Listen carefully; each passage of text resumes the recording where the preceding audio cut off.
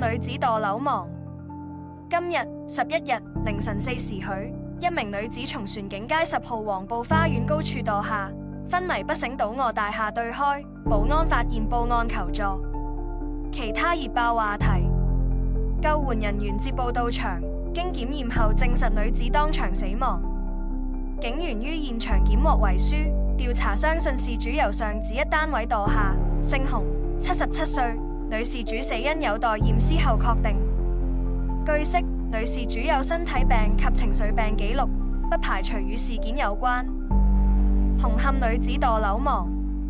今日11日凌晨4時許，一名女子從船景街10號黃埔花園高處墮下，昏迷不醒倒臥大廈對開，保安發現報案求助。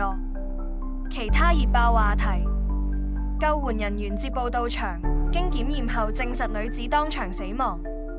警員於現場檢獲遺書，調查相信事主由上址一單位墮下，姓洪，77歲，女事主死因有待驗屍後確定。據悉，女事主有身體病及情緒病記錄，不排除與事件有關。